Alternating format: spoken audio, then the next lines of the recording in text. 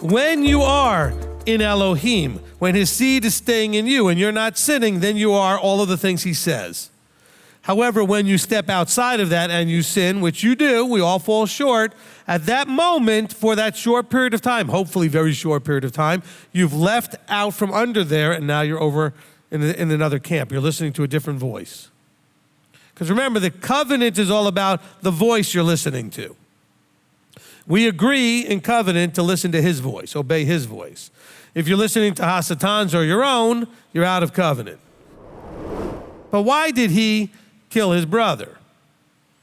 Because of something we've talked about quite a bit. He could not manage his emotions.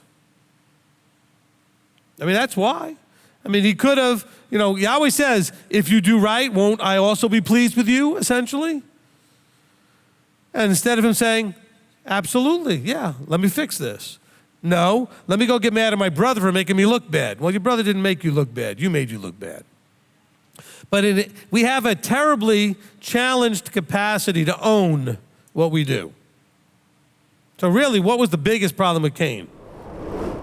That's where life really is, in the community, within the context of the kingdom. That's where life is. If you continue not to love your brother, you're staying in death, because you're not going to be in the kingdom of life if you can't love your brother. Do we not all agree that we will be loving each other in the kingdom? That everyone will love their neighbor as themselves and love their brother, love their sister? That the kingdom will be just overflowing with love. So if you're not loving your brother, you're probably, I don't even should say probably, you won't be there. We are here now to learn this. We have an opportunity, you have a chance. This is our time. Don't squander it. Let's learn this now. It is advisable. When people ask me, I tell them, look, it's advisable to give what you would give excess, that you would have available to those that have less, to give it to the ministry to give out. And you see this in Acts. Everybody lays it at the apostles' feet and the apostles divide it out. Why? Because they are more likely to have already owned the t-shirt of being taken for a ride and enabling and entitling people and have learned some lessons that maybe you didn't learn. Because all of us in ministry learned that at some point. We've all helped people we probably shouldn't have helped. Or we helped them in ways that weren't actually helpful, let's put it that way. You should not be going to the ministry or people and asking for any financial help until you've done everything you can do. Okay? It's not their job to make sure you can continue to have cable and an iPhone and all these things that are not necessary. You should not be asking for help until you get to the point where you can't pay for the necessities: food, shelter, clothing. He says it very clearly. He says, look, if you're doing these things, how does the love of Elohim stay in you? It can't stay in a place that's not loving.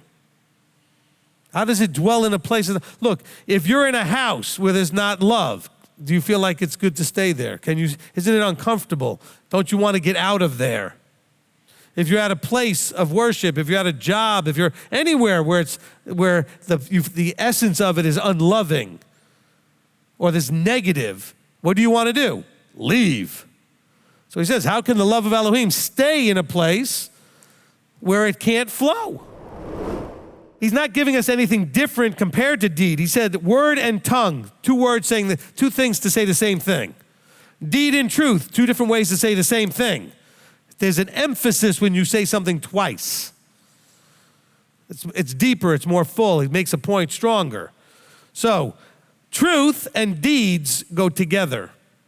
So when he says he wishes there would be those that would worship him in spirit and truth, we understand that truth is talking about deeds.